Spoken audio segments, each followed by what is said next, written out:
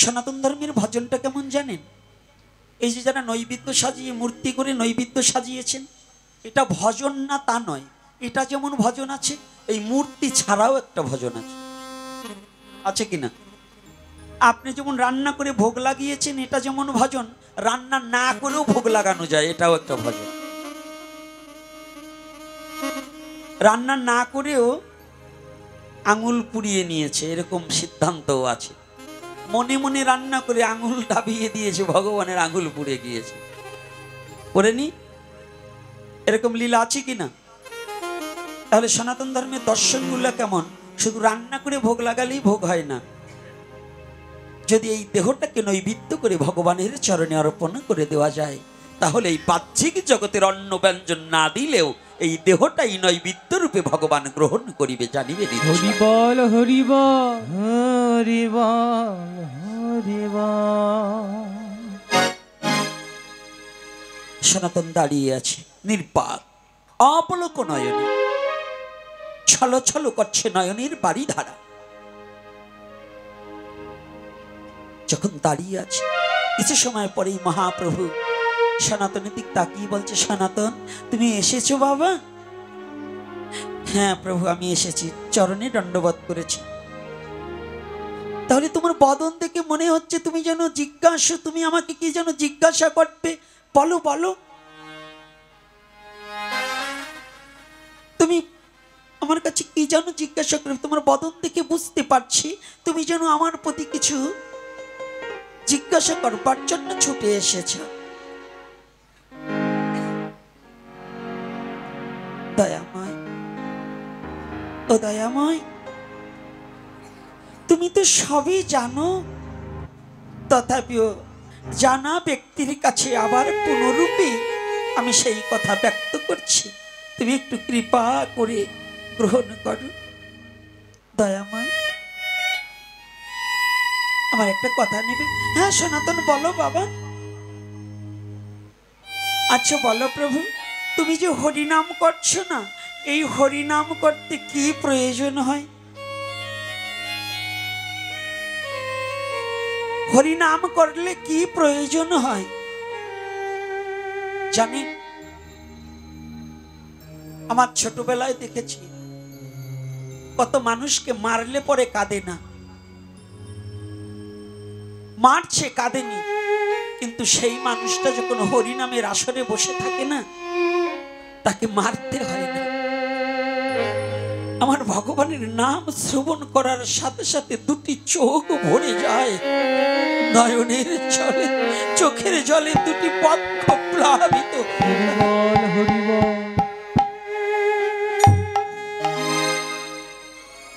তাকে মারতে হয় না, আঘাত করতে হয় না, কটু কথা বলতে হয় না। হরিনাম শ্রবণ করে, এই হরিনামের মধ্যে এমন কি শক্তি আছে, নাম শুনলেই চোখে জল চলে আসে। জাতীয় কবি নজরুল তিনি বললেন শ্যাম সঙ্গীতে,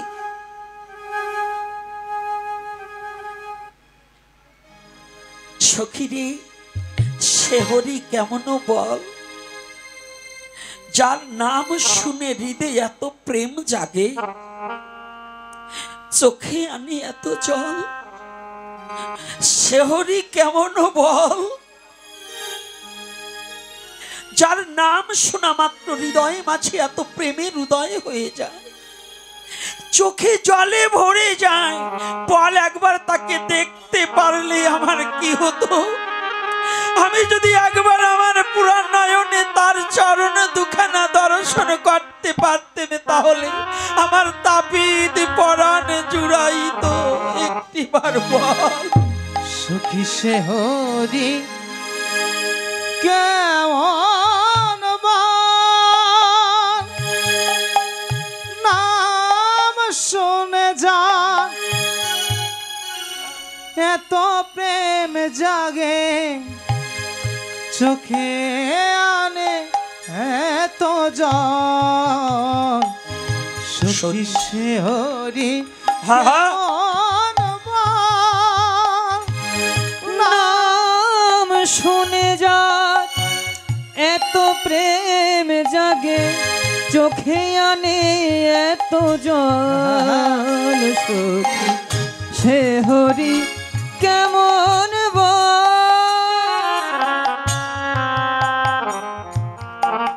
কেমন একটিবার বলে দে, যার নাম শোনা মাত্র এত আনন্দের উদয় হয়, প্রেমের উদয় হয়, চোখে এত জলে ভরে যায়, তাহলে তাকে দেখতে পারলে কত আনন্দ হয়।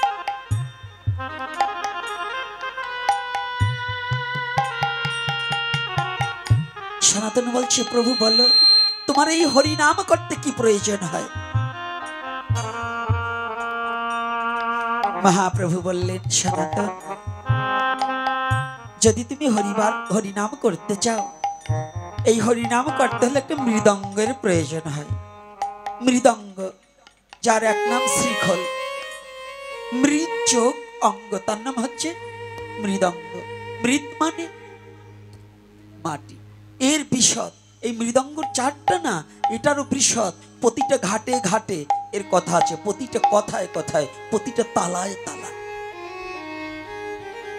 এই মৃদঙ্গ সম্বন্ধে অন্য একদিন জীবনে যদি কোনোদিন বেঁচে থাকি, আর একদিন কথা হবে এই প্রত্যেকটা মৃদঙ্গের কথা। তাহলে সনাতন জিজ্ঞাসা করেছে, যখনই জিজ্ঞাসা করেছে, মহাপ্রভু বলছে একটা মৃদঙ্গ বাজিয়ে হরিনাম করলেই হয়ে যায়। সনাতন দুটি চোখের জল ছেড়ে দিলেন। প্রভু, তুমি কি জানো না কলিহত জীব তো অতীব দুঃখী, অতীব দারিদ্রতার মাঝে বেঁচে আছে। বলো, যার কোনো মৃদঙ্গ কিনতে সামর্থ্য নেই, যে মৃদঙ্গ কিনতে পারে না, মৃদঙ্গ বাজাতে পারে না, তাহলে কি তোমার হরিনাম করতে পারবে না?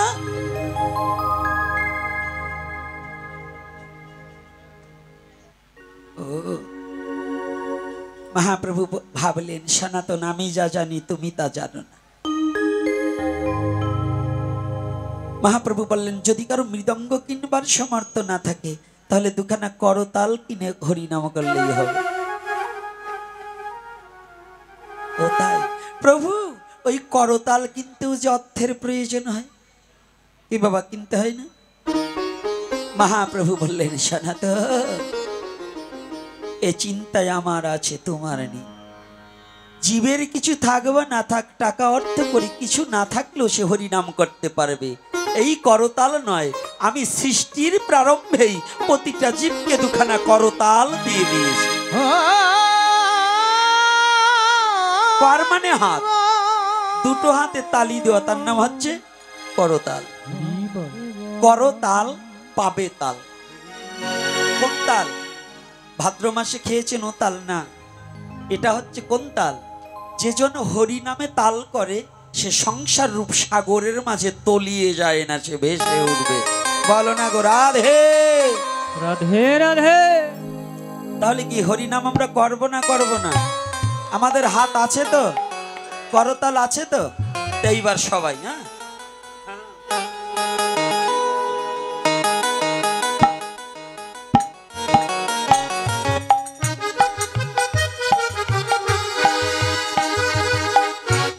মানে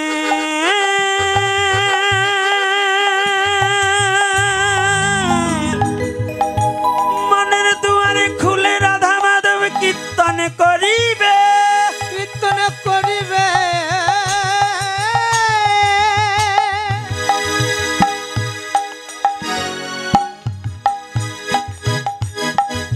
সেই গোলকের শ্রীহরি, শ্রীহরি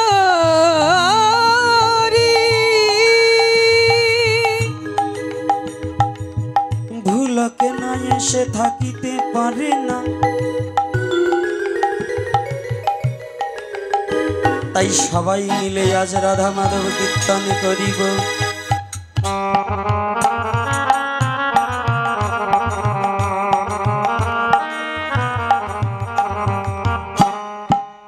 আসুন সবাই, হ্যাঁ,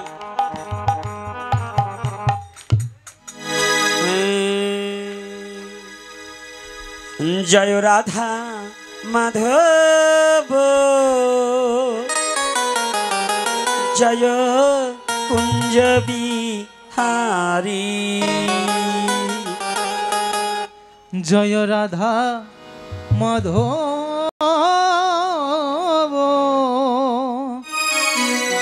সবাই কুঞ্জ বিহারী জয় গোপী জনবল্লভ জয় গিরিবর ধারী জয় গোপী জনবল্লভ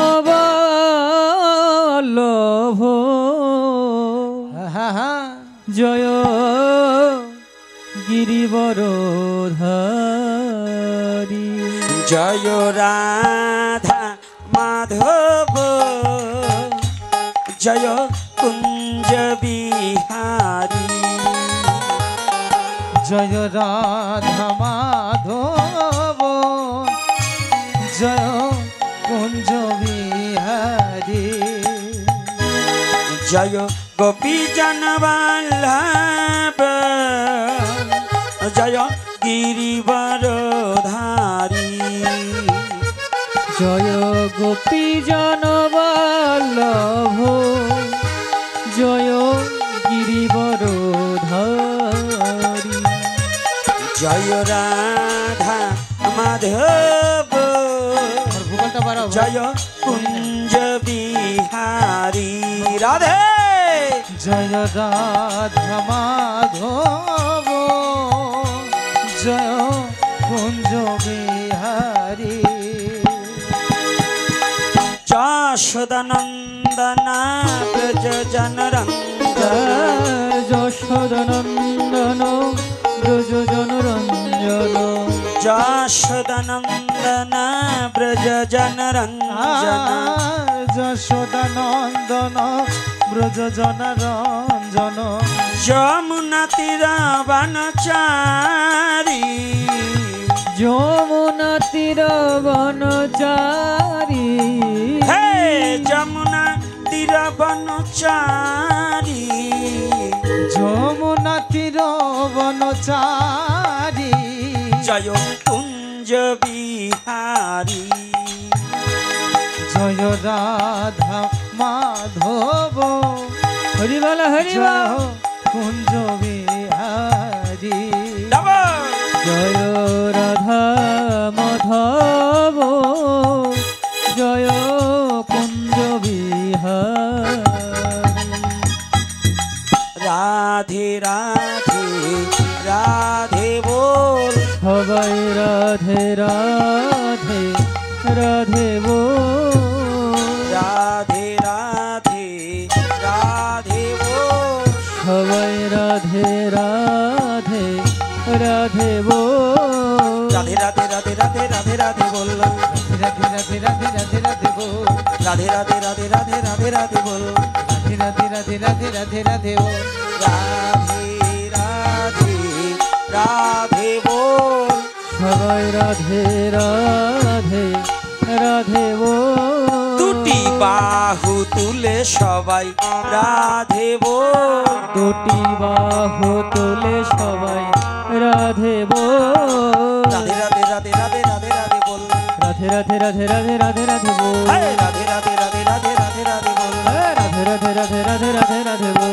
রাধে রাধে রাধে বল রাধে রাধে রাধে বল জয় রাধে রাধে রাধে বল জয় রাধে রাধে রাধে বল জয় রাধে জয় রাধে জয় রাধে জয় রাধে জয় রাধে জয় রাধে জয় রাধে জয় রাধে জয় রাধে জয় রাধে জয় রাধে জয় রাধে परम पुरुष परमेश्वर भगवान श्री कृष्ण की प्रेममयी श्रीमती राधा रानी की प्रेमेर ठाकुर भगवान गौर हरि की जय आजकेर हरि कथा की जय आजकेर आगत भक्तवृंद की जय सनातन धर्म की जय जय निताई गौर हरि बोल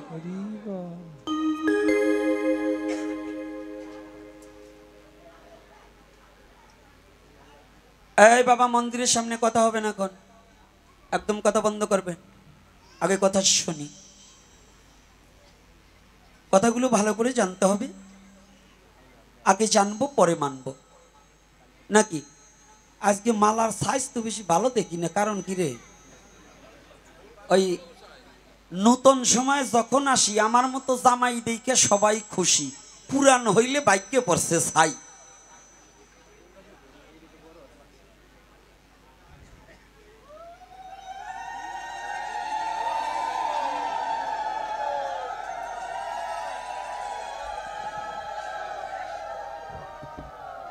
যারা বুঝবার বুঝে নেবে অল্পতেই, জ্ঞানী বুঝবে ইশারাতে, মূর্খ বোঝে না কিলে। আর বাড়াবো না, যে আসবে বসে পড়বে, বসার জায়গা করে দেবে, আর যদি কারো বাকি থাকে এই ডাইন পাশে এসে বসবে।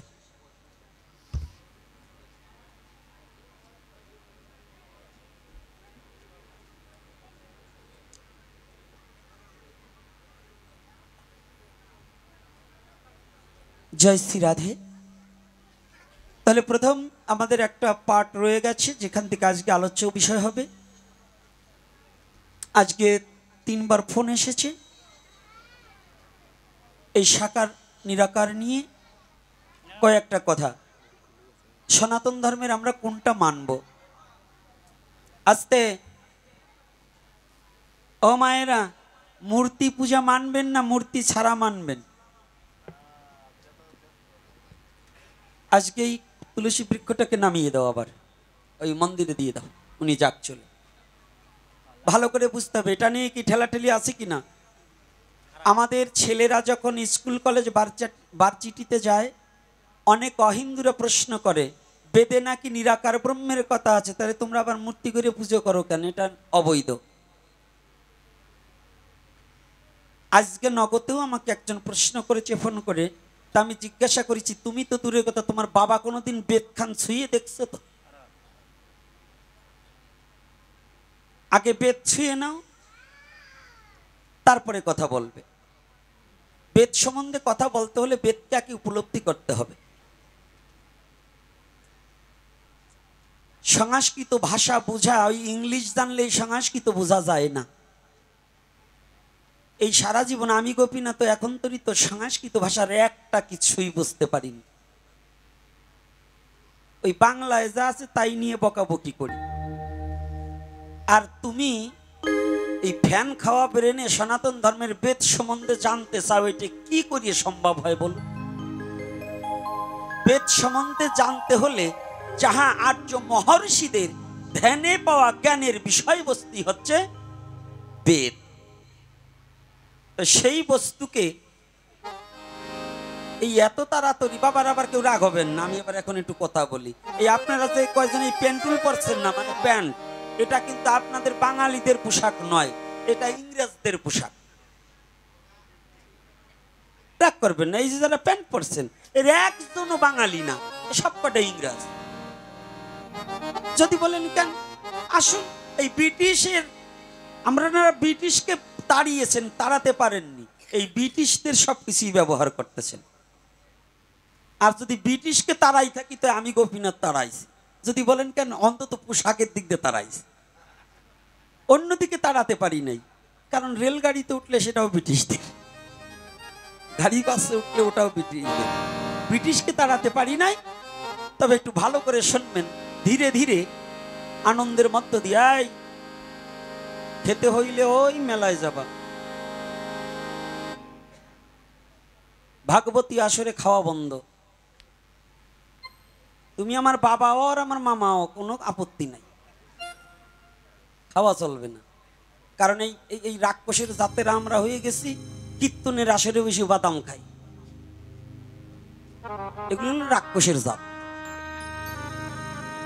ভাগবতী আসরে, কীর্তনের আসরে বাদাম খাওয়ার জায়গা, হ্যাঁ, উচ্ছিষ্ট করার জায়গা, এটা আরো অপরাধ হয়। এজন্য চরণে হাত রেখে বলছি, আস্তে ধীরে ধীরে যাচ্ছি। কথাটা এই যে আজকে যে টপিকসটার উপরে আলোচনা ধীরে ধীরে বাড়াচ্ছি, এটা প্রয়োজন আছে কিনা? হ্যাঁ, বেদে আছে নিরাকার, নির্যোগ আকার। সন্ধি বিচ্ছেদ করেছে। নির্মাণে কি? নির্মাণে জলের অপর নাম নীর। নির্মাণে পাখির বাসা। এখানে কয়েকজন টিচার আছে, আমার হয়েছে বাবা, ও এই জগতে আমি ওর গুরু, কিন্তু আর এক জগতেও একজন শিক্ষক আমারও গুরু। এই জগতে শিক্ষক যারা, তারা সবার গুরু। তবে এখন তো আর শিক্ষাগুরুর মর্যাদা নেই। শিক্ষাগুরুর মর্যাদা লিখেছিলেন কাজী কাদের নেওয়াজ। সেই কবিতাও আজকাল উঠে গেছে। আজকাল বাংলাদেশে শিক্ষার মর্যাদার জায়গায় জুতোর মালা শিক্ষককে পরানো হয়। ওরে শিক্ষার মর্যাদা বাড়ছে, কি করছে কিনা এবার? কিরে বাবা, করছে না? এরকম ঘটছে কিনা? ফেসবুক দেখছেন না? জম্বের মর্যাদা বাড়ছে না? খুব মর্যাদা বেরিয়ে গেছে। এই জন্যই শিক্ষকের মর্যাদা যদি যে জাতি না দিতে জানে, ওই জাতির ঘরে গরু ছাড়া মানুষ জন্মাবে না। শিক্ষাগুরুর মর্যাদা যারা না দিতে জানে, ওই জাতির ঘরে কোনোদিন গরু ছাড়া মানুষ জন্মাবে না। গরু নিকৃষ্ট জন্মাবে। গরু তো তবু একটু ভালো মন্দ বোঝে, আর জন্মাবে না। কারণ এই শিক্ষা খাতটাকে যারা নষ্ট করেছে এবং শিক্ষাগুরুর মর্যাদা যারা নষ্ট করেছে, 200 বছরের পিছনে এই বাংলাদেশ শিক্ষার দিকে অবনতি হয়ে গেছে। ভেবে দেখবেন, এই যে কথাটা বললাম না, এটা কোনো হিন্দুর কথা না, এটা কোনো মুসলমানের কথা না, এটা সমস্ত বাঙালি জাতির কথা, সমস্ত মানব জাতির কথা বললাম। সনাতন ধর্ম কথা শুধু এক জাতির জন্য বলা হয় না। সনাতন ধর্মে কথা বলতে হবে সমস্ত মানব জাতির কথা। সনাতন ধর্ম খালি সনাতনীদের কথা বললে হবে না। সনাতন ধর্ম এমন একটা ধর্ম, পৃথিবীর সমস্ত মানব জাতির যাতে মঙ্গল হয়, যাতে তারা উন্নত হয়, এই কথাটাই বলা শ্রেয়। আজকে বেদে বললেন নিরাকার, আর আমরা সাকার মূর্তিতে পূজা করছি। মিথ্যা কথা। নির্মাণে জল, জলেরও আকার আছে। যদি না দেখাতে পারি, মাথার চুল চেঁচে ছেড়ে দেবেন। যে মূর্খর দলে বলে ঈশ্বর নিরাকার,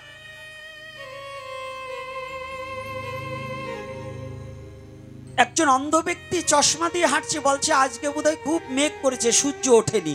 কিন্তু যার চোখ আছে সে দেখছে সূর্য উদয় হয়ে গেছে। আচ্ছা, এখন অন্ধের কথা ঠিক না চোকালার কথা ঠিক? কোনটা হবে বাবা? কোনটা হবে? নিরাকার বলতে আমরা সাধারণ জ্ঞানে বলছি তার কোনো রূপরেখা নাই। এই ঈশ্বরের যদি রূপ না থাকে, তাহলে ঈশ্বর এই পৃথিবীটাকে পরিচালনা করছে কি করে? একজনকে জিজ্ঞাসা করছে, একজনকে মারছে, বলছে কেউ দেখলো না, ঈশ্বর তো দেখলো, তোর একদিন বিচার হবে। তো ঈশ্বর যদি নিরাকার থাকে, তাহলে সে দেখবে কেমনে? তার তো চোখই নাই।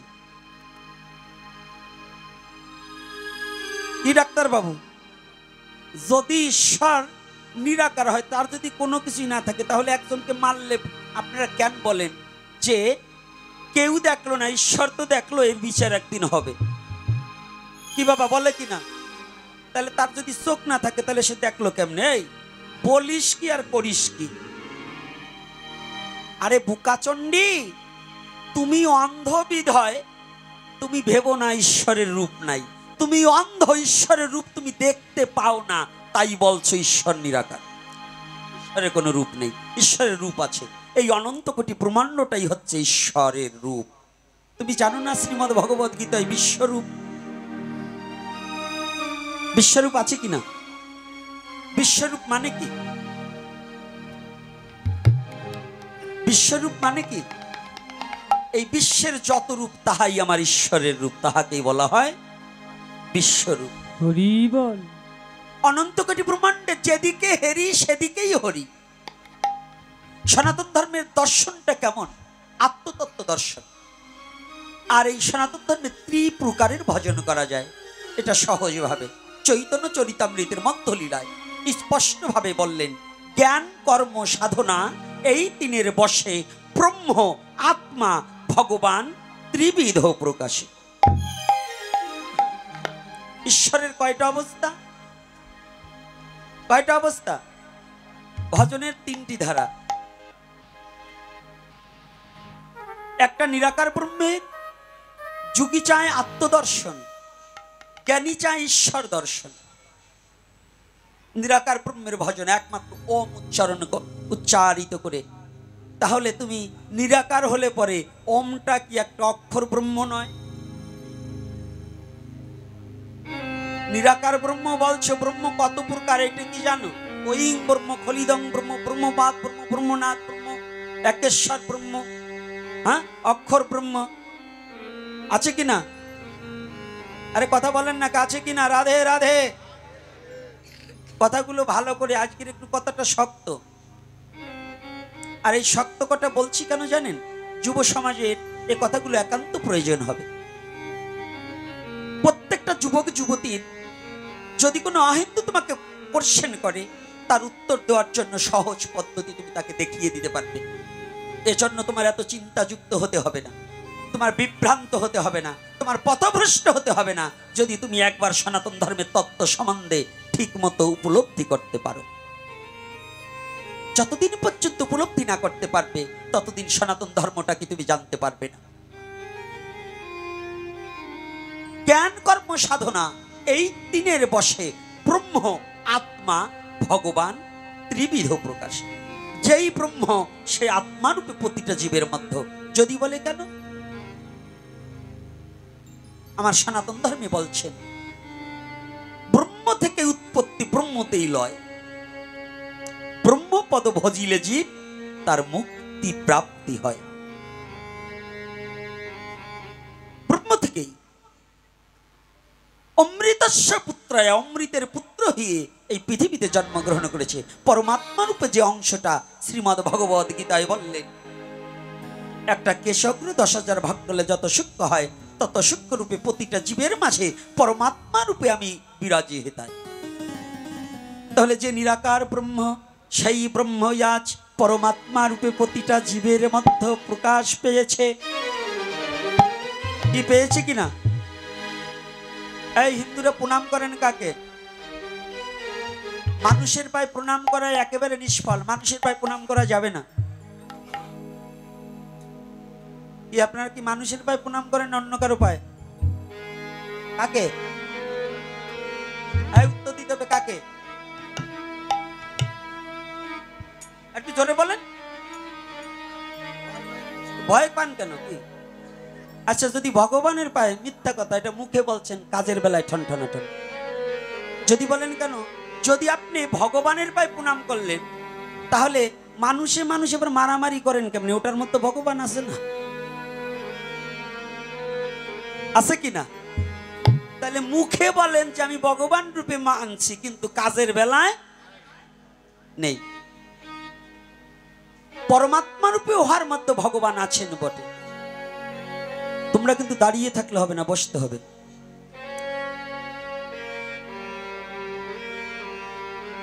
বসার চেষ্টা করো, বসার চেষ্টা করো। এদিকে এসে বসো।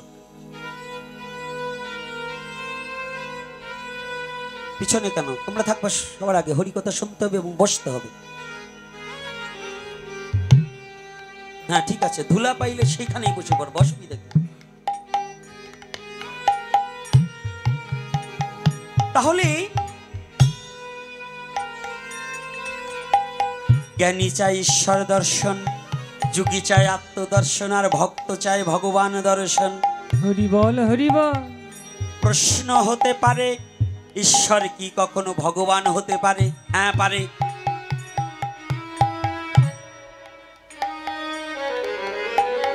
এক জমিদার প্রশ্ন করেছে। এক জমিদার, তার বাড়ির কর্মচারী খুব জ্ঞানী, খুব ধর্মপরায়ণতা। জমিদার বাবু তো ধর্ম ঠর্ম মানেন না। জমিদার বাবু ভাবছেন ঈশ্বর বিশ্বর ওই নিরাকার, এ কোনো মূর্তি, ভগবান টগবান বলতে কিছু নেই। আমাদের মধ্যে কিছু অসুর আছে না যে ভগবান টগবান নেই? আছে কিনা? ওরা ভাবে যে আসছি পৃথিবীতে, আপনি আপনি জন্মগ্রহণ করছি, তো আরে রং তামাশা করে কাম কামনার সাগরে ভেসে মারো ধরো ঘুষি মারো, পরের টাকা লুটে এনো, খেয়ে দিয়ে ফুর্তি করো। এক জমিদার বাবু ওই রকম অবস্থা, কিন্তু তার বাড়ির কর্মচারীটা খুব ধর্মপরায়ণতা। আমাদের মাঝে অনেক আছে, মা বাবা অসুর কিন্তু ছেলে ভক্ত, আছে না? আবার মা বাবা ভক্ত, ছেলে অসুর, আছে কি?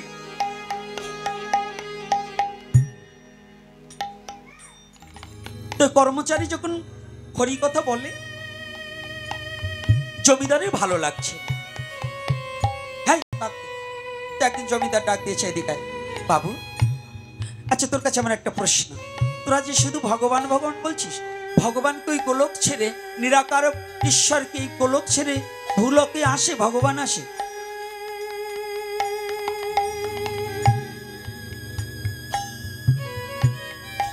হ্যাঁ বাবু, জানুন ঈশ্বরও কখনো কখনো ভগবানের রূপে তার আসে না, আমার বিশ্বাস হয় না। হ্যাঁ বাবু, আমি বলছি আসে না, আমার বিশ্বাস হয় না। তুই কি আমাকে প্রমাণ দিতে পারবি? হ্যাঁ বাবু, তবে কিছুদিন সময় লাগবে।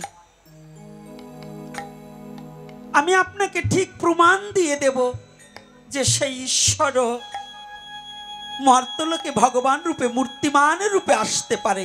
এই প্রমাণটা আপনাকে আমি দেব, তবে আমার একটু সময় লাগবে। সময় লাগবে? হ্যাঁ, যা কয়েকদিন আমি আপনাকে এই উত্তরটা দিয়ে দেব। কিন্তু তখন ছিলেন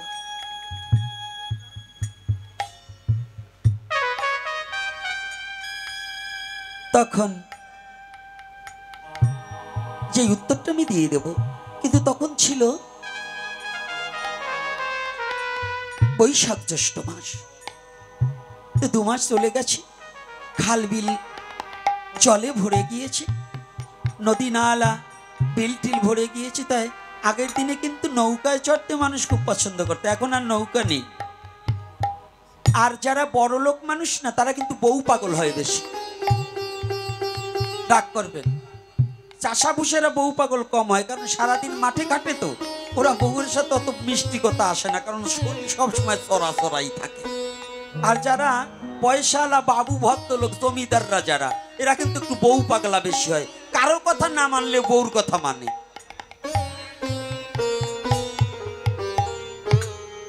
তো এই কর্মচারী বাবু কিছুদিন বাদে গিয়ে ওই যে জমিদার বাবুর একটা ছেলে কেবল হামাগুড়ি দিতে শিখেছে,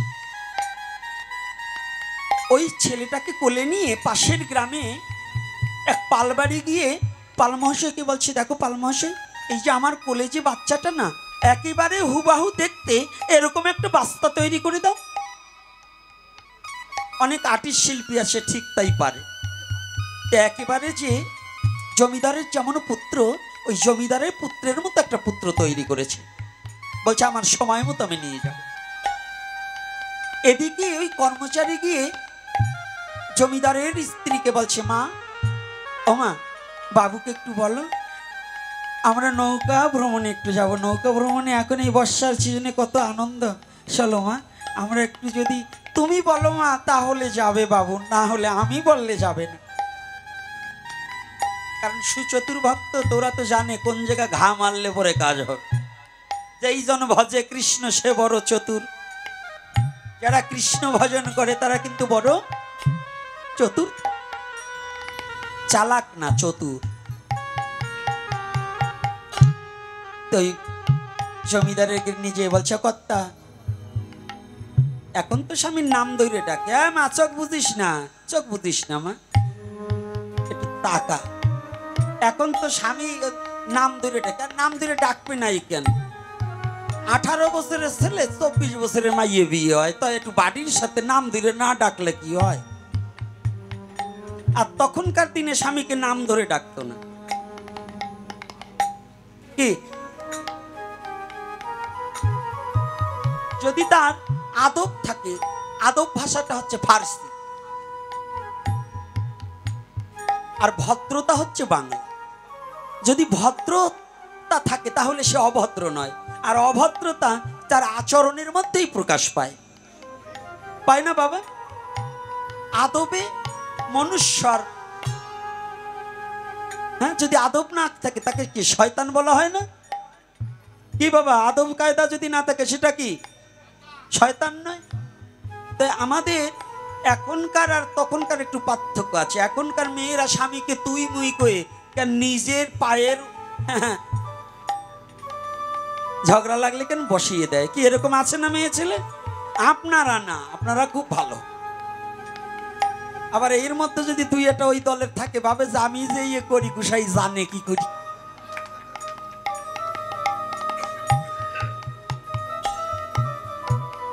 তবে যুগের যুগের হাওয়া পাল্টে গেছে, ভাসুর শ্বশুর বউ মানে না।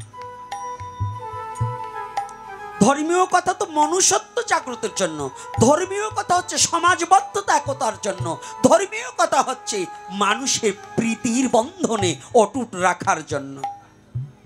না হলে ধর্ম দিয়ে কি করব? ধর্ম খাই না মাথায় নয়। যে ধর্মটার মধ্য দিয়ে প্রেম নাই, মানবতা নেই, ভালোবাসা নেই, শুদ্ধতা নেই, ভদ্রতা নেই, তাহা কখনো ধর্মীয় গ্রন্থ এবং ধর্মীয় কথা হতে পারে না।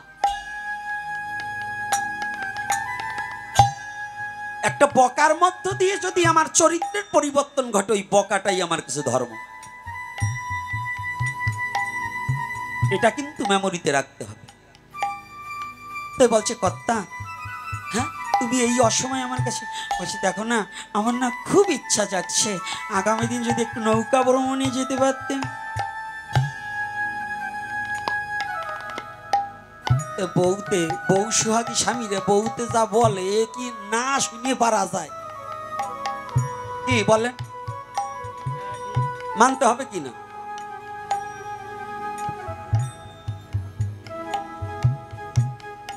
কারণ এখনকার ছেলে পেলে দেখবেন, মা আপনাকে কথা বলছি না, ওই ওদের কথা বলছে, এই যে হ্যাঁ এই পাশেরটা না, এখন তুই তো ওই পর্যায়ে যায় নাই বলি।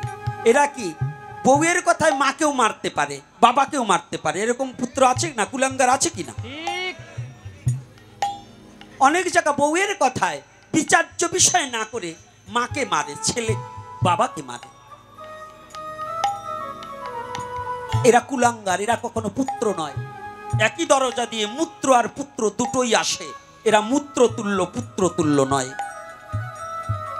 যে পুত্র নারীর কথায় মা বাবাকে অপমান করতে চায়, তারা কখনো পুত্র হতে পারে না। আজকে মায়েদেরও বলছি, বাবাদেরও বলছি, ও মা, ও বাবা, আজকে তুমি ঘরে আগুন লাগাবার জন্য তোমার স্বামীকে যে তুচ্ছ কথাগুলো দিচ্ছ, তুমি একদিন যেদিন শাশুড়ি হবা, তোমার গর্ভে যেদিন বাচ্চা হবে, তোমার বৌমাও ঠিক তোমার প্রতি এইরকম প্রতিশোধ নেবে। এটা পাওয়ার জন্য ব্যস্ত থেকো, এটা পাওয়ার জন্য ব্যস্ত দেখ। তো বলছি আচ্ছা তুমি যখন বলছো তাহলে আগামী দিনই যাব। তা আমাদের সাথে যাবে কে? বলছি কেন, ওই যে ওই ছেলেটা, ও খুব ভালো ছেলে, ওর কাছে আমার বাচ্চাটা রাখলে পরে নিরাপদে থাকবে, আমরা একটু দুজনে কথাবার্তা বলবো, একটু এদিক ওদিক দেখবো। তো একটা একমাল্লাই নৌকা, একমাল্লাই নৌকা চিনেন তো? এই চিনেন ছইয়া নৌকা? তো এই ছইয়া নৌকায় আগে চললে পরে দুপাশে বস্তা কেটে দেওয়া হতো, ওই ভিতরে থাকতো, আবার সামনে একজন থাকতো, ভিতরে ওরা কথাবার্তা বললে যাতে কেউ না দেখতো।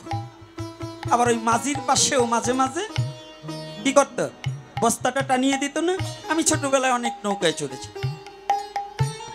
তো এইবার ওই ওনার কর্মচারী, জমিদারের কর্মচারী, ওই যে পালবাড়িতে যে পুতুলটা তৈরি করতে দিয়েছিল, হুবাহু ওই পুত্রের মতো, ওইটাকে নিয়ে এসেছে, গোপনে রেখে দিয়েছে। কিন্তু নৌকায় জমিদার বাবু আর তার স্ত্রী উঠার আগেই ওই নৌকার সামনের গোলর পিছনে চারটের নিচে ওই পুতুলটাকে রেখে দিয়েছে। যখনই রেখে দিয়েছে নৌকা ভ্রমণে চলে গিয়েছে। কিন্তু এইবার নৌকার ওই সামনের পদ্মাটাকে উঁচু করে রেখেছে ওই কর্মচারী নিজে। জমিদারের পুত্রটা যখন ওই হামাগুড়ি দিয়ে ওই ভদ্রলোকের কাছে গিয়েছে, কর্মচারীর কাছে, কৌশলে পুত্রটাকে একটু গোপন করে রেখে ওই যে পুতুলটা তৈরি করেছিল, ওই পুতুলটাকে নিজে ইচ্ছা করে একটু ধাক্কা দিয়ে জমিদার যাতে দেখে মানে দেখিয়ে দেখিয়ে ওই পুতুলটাকে ফেলে দিয়েছে জলের মধ্যে। কায়দা আছে কিন্তু কথাটা একটু বুঝতে চেষ্টা করতে। যখনই ফেলে দিয়েছে, জমিদার বাবু অমনি চিৎকার করে ওই নৌকার থেকে ওই ঝাঁপিয়ে পড়তে গেছে, পুত্রকে তোলার জন্য ওই জলের মতো ঝাঁপ দিতে গেছে। অমনি ওই কর্মচারী মহাশয় পিছন থেকে টেনে ধরছে, বাবু আস্তে, এই তুমি আমাকে ধরছো কেন? আমার পুত্র পড়ে গেছে, আমার পুত্রকে তুলতে হবে, তুমি আমাকে আটকিয়ে রাখছে কেন? আমার পুত্র তো মারা যাবে। বাবু, আপনি যাকে দেখেছেন সেটা আপনার পুত্র নয়। হ্যাঁ, আমি নিজে চোখে দেখেছি ওটা আমার পুত্র। অমনি পুত্রটাকে বের করে দিয়েছে। বাবু, এই যে আপনার পুত্র। তাই তো পরলোকে বলছি ওটাও আপনার পুত্রের মতো, কিন্তু পুত্র নয়। বলছি তাহলে? বলছে আচ্ছা বাবু, আপনি জলে ঝাঁপ দিতে আমাকে বলতে পারতেন, আমি তো আপনার কর্মচারী। মাঝিকে বলতে পারতেন, আমাকে বলতে পারতেন। আমাকে না বলে, মাঝিকে না বলে আপনি ঝাঁপ দিতে গেলেন কেন? বলছে তুমি এটা বুঝবে না, এটা আমার পুত্র। তুমি তো এখনো বাবা হতে পারোনি। তুমি যদি বাবা হতে জানতে পুত্রের কেমন যন্ত্রণা। আমার পুত্র জলে পড়ে গেলে ওই পুত্রকে আমি কারো অপেক্ষা করতে চাই না। আমি নিজেই আমার পুত্রকে, আমার প্রাণ চলে যাক তথাপি আমার পুত্রকে আমি রক্ষা করব। হরি বল, হরি বল। কর্মচারী দুটি চোখের জল ছেড়ে দিয়ে বলছে বাবু, ঈশ্বর নিরাকার, সে নাকি ভগবান রূপে আসতে পারে না, মর্তলোকে আসে না। আপনি না বলেছিলেন আপনার পুত্রের মতো একটা পুতুল তৈরি করে আমি জলে ফেলে দিয়েছি, তাতে আপনি যেমন কারো উপেক্ষা না করে নিজে ঝাঁপিয়ে পড়তে চান। ঈশ্বরকে ডাকতে ডাকতে ভক্ত যখন পাগল পারা হয়ে যায়, ভক্ত যখন তার ভগবানের রাতুল চরণ দর্শন করতে চায়, ভক্ত যখন তার ভগবানকে বক্ষে পেতে চায়, ঈশ্বর নিরাকারত্ব পরিত্যাগ করে তার ভক্তকে দেখা দেওয়ার নিমিত্তে সেই গোলক ছেড়ে ভুলকে এসে দাঁড়িয়ে যায়। হরি বল। কারোই অপেক্ষা করে না, কোনো দেবতার চিন্তা করে না, কোনো কারো চিন্তা চেতনা করে না। ভগবান তার ভক্তকে রক্ষা করবার নিমিত্তে সাকার মূর্তি ধারণ করে এই বিশ্ব জগতে নেমে আসে।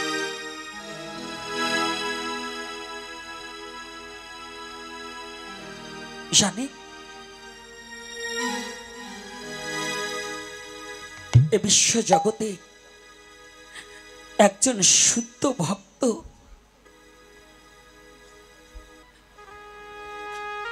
তার ভক্তির দ্বারা ভগবানকে বেঁধে রাখতে পারে।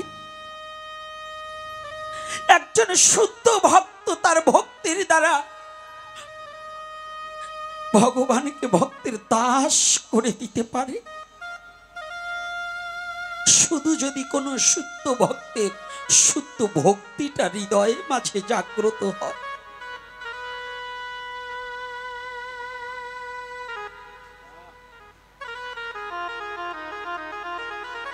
বাবু, ও বাবু, ভক্ত যদি বিপদে পড়ে শুদ্ধ চিত্তে ভগবানকে কোনোদিন ডাকে, যদি কোনো ভক্ত বিপদ ভঞ্জন মধুসূদনকে একবার দুহাত তুলে ডাকতে পারে, ভক্তের যত বিপদ হোক না কেন ভগবান সেই ঈশ্বর নিরাকারত্ব পরিত্যাগ করে সাকার মূর্তি ধারণ করে তার ভক্তকে সে রক্ষা করবে। জানিবে জানিবে তার ভক্তকে তিনি রক্ষা করে। শুধু তাই নয়,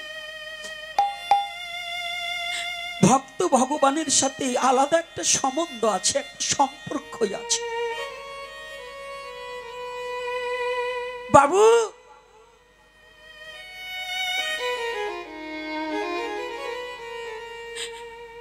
এই পঞ্চভৌতিক দেহটা যদি ভগবানের চরণে অর্পণ করে দেওয়া যায়, যদি কোন শুদ্ধ ভক্ত ভগবানকে স্মরণ করে যদি তার দেহের ভার ভগবানের চরণে অর্পণ করে দিতে পারে,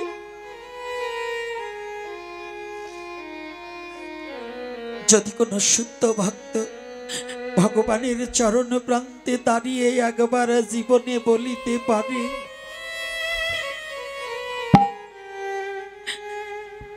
গোবিন্দ হে আজ হতে আমি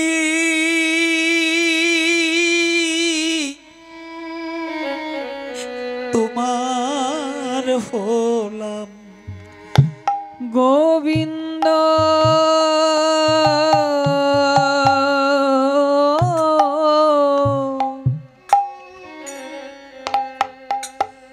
আজ হতে আমি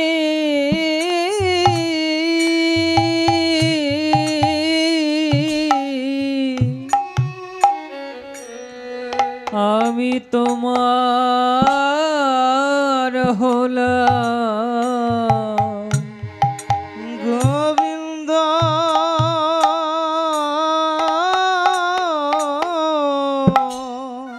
আজ হতে আমি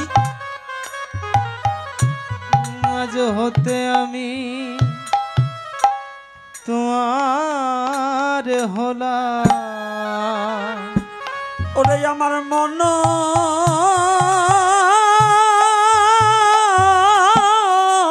প্রাণ ওরে তোমার চরণে দিল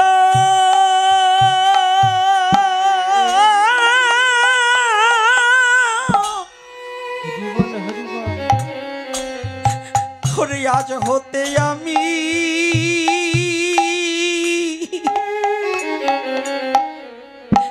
তোমার হলাম আমার মন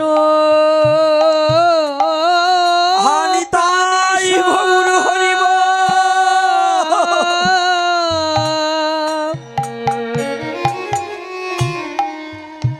তোমার চরণে দিল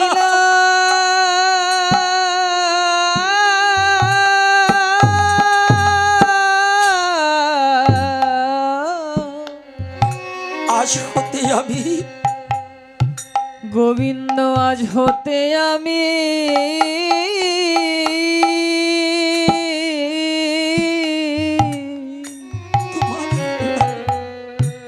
আমি তোমার হলাম আমার মন প্রাণ সব ওই আমার মন প্রাণ সব তোমার চরণে দিলাম তোমার চরণে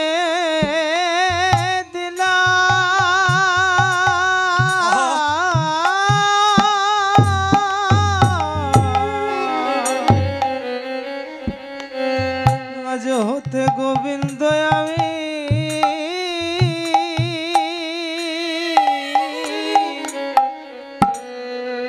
আমি তোমার হলাম এইভাবে তুমি বিনে জগতে আমার আর কেহ নাই রে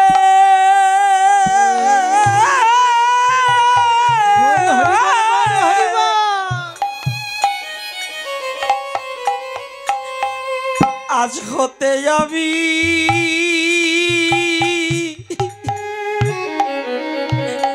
ওরে তোমার হলাম জগতে তুমি বিনে আর আমার কেহ নাই রে আমার কেহ নাই রে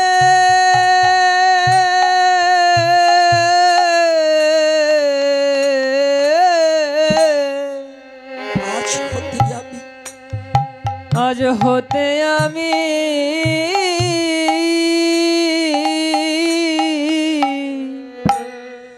আমি তোমার হলাম জগতে তুমি বিনে আর আমার কেহ নাই রে আর আমার কেহ নাই রে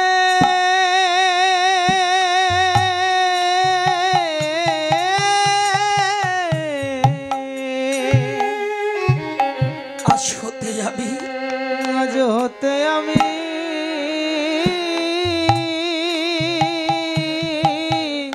তোমার হলাম গোবিন্দ তোমার হলাম এ বিশ্ব জগতে শুদ্ধ ভক্ত এই দেহমন জীবন জৈবন ভগবানের চরণে অর্পণ করে দিতে পারলে, কে বলছে ভগবানের ঈশ্বরের দেখা পাওয়া যায় না? মূর্খ ছাড়াচ্ছে আর কিছু নয়। তুমি দিয়ে দেখো, তোমার দেহটা মনপ্রাণ তার চরণে অর্পণ করে দেখো। একটিবার দেখেছো জীবনে?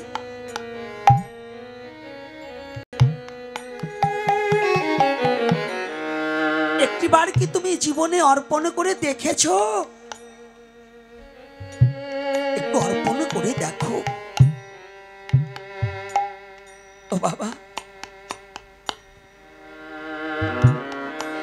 ভগবান নিজে বলেছে, ভগবানের কাছে নারদ জিজ্ঞাসা করেছিলেন, ভক্তের সাথে তোমার সম্বন্ধটা কি, সম্পর্কটা কি?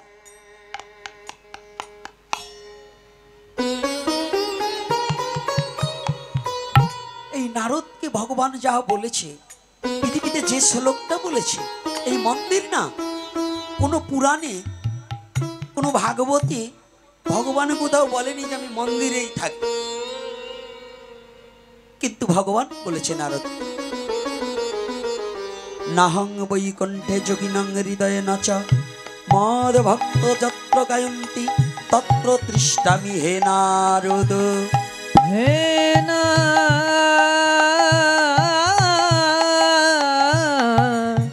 নারদ।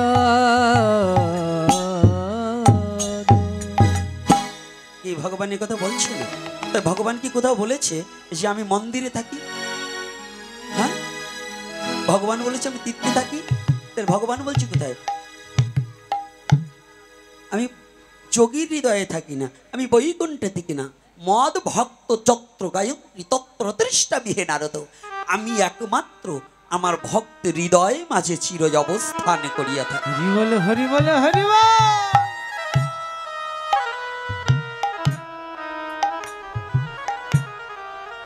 নারদ জিজ্ঞাসা করেছিলেন, বলো ও হে কৃষ্ণ দয়াময়, ভক্তের সাথে এ জগতে তোমার কি সম্পর্ক হয়?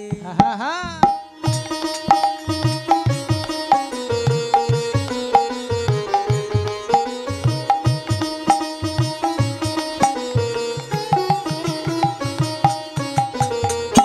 সেদিন বলছে কৃষ্ণ দয়াময়, নারদ আমার কথা নিবে, ভক্তের সাথে সব সম্পর্ক আমার এ কথা জানিবে।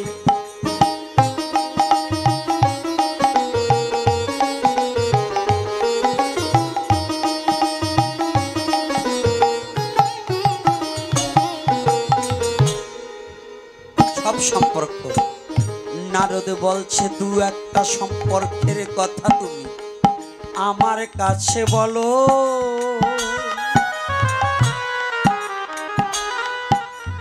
এই কথা বললে ওহে কৃষ্ণ দয়াময় ভক্তের জানা ভালো।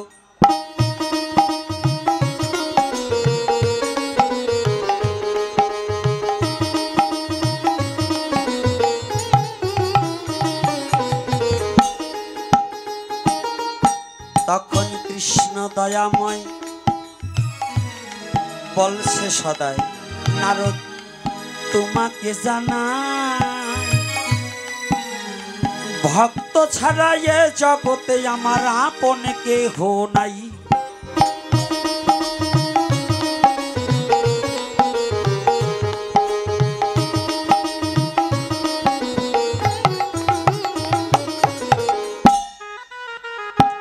এই ভক্ত আর ভগবানের কি সম্পর্ক আছে কিনা? আছে কিনা? ছোট্ট একটু, ভগবান কত বড় দয়ালু। যাদের এই এক জম্পলেও পরিপূর্ণ না হয়, বৈজ্ঞানিক ভাবে একটা ব্যাখ্যা দিতে চাই।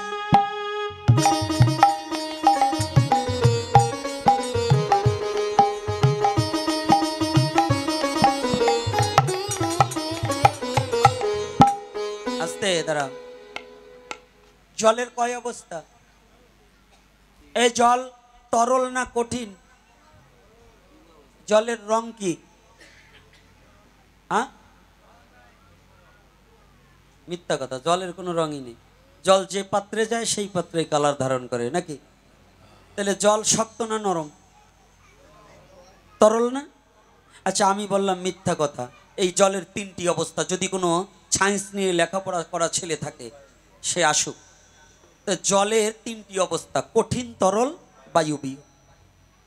তরল ছিল এইটা সূর্যের রশ্মির দ্বারা এবং বাতাসের দ্বারা বায়বীয় হয়ে হিমালয় পর্বতে ঠেকে গেল। যখন হিমালয়ে ঠেকে গেল তখন ওইটা বরফ জমাট বাঁধল। তাইলে জলও বাতাসের সাথে চলতে পারে। চলছে কিনা?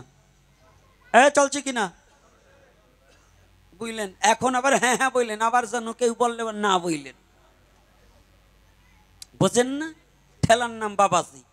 যেটা বলবো সেটা দর্শন দিয়ে দেখাতে হবে।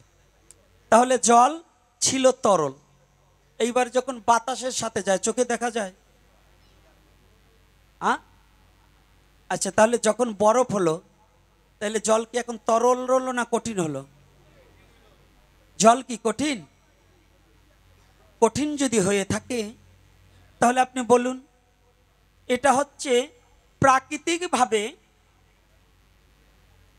বরফ হয়েছে, আর মানুষ কৃত্রিমভাবে বরফ তৈরি করে না? কৃত্রিমভাবে কি করে? বরফ মেশিনের মধ্য দিয়ে। খালি জল সেটা বরফ মেশিনে দিলে পরে ওই মেশিনের একটা তাপ সৃষ্টি হয় বিশ্ব চরাচরে, হয় কিনা? ওই তাপে কি হয়? তরল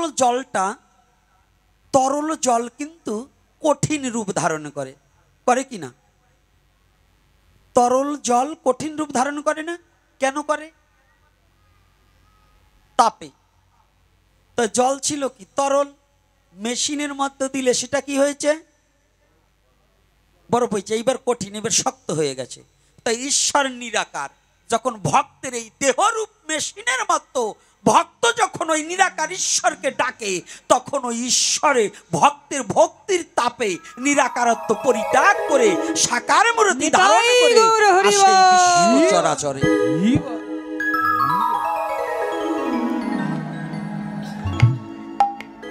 জল, সাধারণ জল যে মানুষে যদি তরল জল কঠিন বানাতে পারে, ওই নিরাকার ঈশ্বরকে সাকার মূর্তি ধারণ করাতে ভক্ত পারে, তুমি পারবে না। কারণ তুমি হইলো পণ্ডিত বেশিত। পণ্ডিত কানা অহংকারে, সাধু কানা অনিবিচারে, আন্দাজিয়া খুঁটিকারে জানে না সীমানা কার। এসব দেখি কানার হাট বাজার। এসব কি? তো কানাগুলো ঈশ্বর যে সাকার হইতে পারে মূর্তির মধ্যে, বুকাচন্ডির দল, শালার গাধার দল। ও গাধা বললেও গাধা বললে লজ্জা পায়, গাধায়ও লজ্জা পায়। এর কারণ গাধা বললো যে ওর সাথে তুলনা করিস কেন? আমি কি ঈশ্বরকে মানি নাই? আমি তো আমার ধর্ম রক্ষা করছি, তোমার মানুষই তো মানুষের ধর্ম রক্ষা করে না, তাইলে ওর চেয়ে আমি ভালো? কি বলুন? রাধে রাধে। তার প্রমাণ দিয়ে দিচ্ছি। ঈশ্বর কি সর্বশক্তিমান কিনা? এই আপনারা বলেন তো, গাড়িতেও হিন্দুদের গাড়িতে লেখে ঈশ্বর সর্বশক্তিমান, মুসলমানদের গাড়িতে লেখে আল্লাহ সর্বশক্তিমান। কি লেখে কিনা বাবা? ভক্তি যে কোথায় যে উঠছে জানি না, রাগ হবেন না। এই যে আমার কয়জন বাবারা আসছে একটু বলি, আগে যারা আপনাকে আমলে, আপনাকে ছোটবেলায়, আমার ছোটবেলায় যদি হয় তাহলে আপনাকে ছোটবেলায় হয়েছে, দুরুদ শরীফ পড়তো আর মুসল্লিরা দেখতাম কান্ত, নবীর নামে দুরুদ পড়তো আর কান্না করতো। করতো কিনা বলুন? একেবারে সত্য কথা বলেন। মিলাতে যাইয়ে দুরুদ পড়তো আর কান্ত কিনা? এখন কিন্তু সেই চোখে পানি নাই। এখন কানায় কানায় এই ওলামেলা চলছে, মানে সঙ্গ করা হচ্ছে। এই আমাদের সনাতনীদের মধ্যে কিছু কানা ঢুকছে, এই 2-4 কলম লেখাপড়ি শিখে ওনরা যা বোঝে আর তা বুঝি কেউ বোঝে না।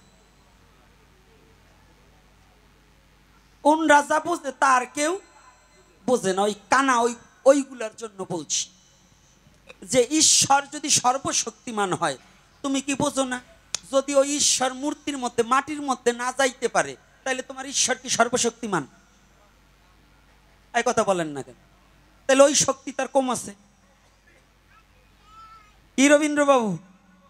যদি ঈশ্বর মাটির মধ্যে না যাইতে পারে তাহলে ঈশ্বরের ওই ক্ষমতা নাই। তাইলে আপনি যে লেখবেন বলবেন ঈশ্বর সর্বশক্তিমান, আপনি মানলেও আমি মানব না। আমি সেই ঈশ্বরের আরাধনা করি, আমি সেই ঈশ্বরের পুজো করি, আমি সেই ঈশ্বরকে মানি যে ঈশ্বর এই পাথরের মধ্যেও প্রবেশ করতে পারে। কি বলে হরি বল? আমার দৃঢ় বিশ্বাস আছে আমার ঈশ্বর ওই মাটির মূর্তির মধ্যে থাকতে পারে। এজন্য সাক্ষ্য দিলেন ঈশ্বর পরম কৃষ্ণ সচ্চিদানন্দ বিগ্রহ অনাদির আদি গোবিন্দ সর্ব কারণের কারণ। হরি বল। যারা ওই জ্ঞানী কানা গুলো আছে না, জ্ঞানী কানা মানে বড় বড় পাণ্ডিত্য দেখা, কিন্তু আবার কানা, ওইগুলাই বলবে ঈশ্বর নিরাকার। ও সার্টিফিকেট অনেক আছে, কিন্তু ভজন তো জীবনে করে নাই, ভক্ত হয় নাই। ভক্ত হয় ভজন করে, আর অভক্ত পাণ্ডিত্য দেখাইয়ে তো ভাষারে।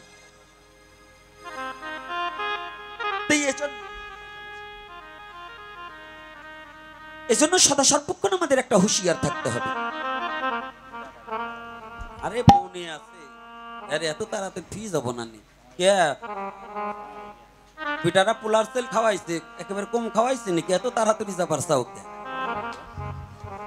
খাইছে তো খাবারটা দিয়ে যাবার না নাকি বাবা? ওই যে খাবা যদি বরফের কি বলছিল, কলা খাওয়াইয়ে বিপদে পড়ছে না, মাইয়ে সওয়াল হয়েছে না খাবারের চোটে, খাইছো তাহলে আমার সওয়াল দেবা। তুমি যখন খাইছো তো হরি কথা বলবা না কে, ভাও ভাও যাবা কে? হ্যাঁ, রস আছে, কায়দা আছে, মাঝে মাঝে একটু আনন্দ সৃষ্টি করতে হয়, না হলে হয়। এইবার দেখুন ধীরে ধীরে বলিবারে চাই, যদি ভক্তের অনুমতি পাই গো আমি পাই।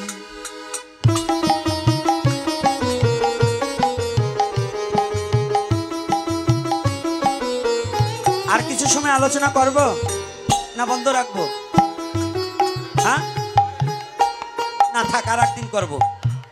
ওই যে ওরা বলে না কথা, করবো তো ভাবছো নাকি না বললে যাব? আমি তো দেখলাম তোমাদের লোভ আছে কেমন।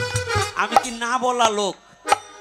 চেহারাটা দেখলেও বোঝো না যে ওটা বেশি না দিয়ে যাবে না। না বলা লোক আমি না, শুনতে না চাও বাড়ি যাইয়ে বলি যাব, তবু বলবো। মহাপ্রভু বললেন শূন্য শূন্য নিত্যানন্দ শূন্য হরিদাস, সর্বত্র আমার কথা করো হে প্রকাশ।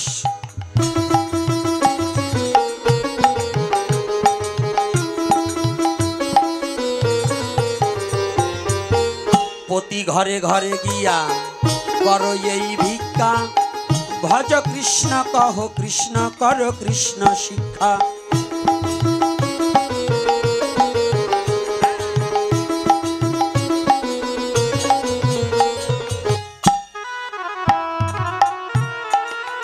সেই ধর্মেতে দীক্ষিত আমরা মন প্রাণ দিয়েছি, মহাপ্রভুর কথায় আমরা এই প্রচারও করতেছি। এই জন্য শুনতে না চাইলেও আমরা বাড়ি গিয়ে বলিব, শুনবা না না শুনলেও আমাদের কথায় আমরা কিন্তু গাহিব।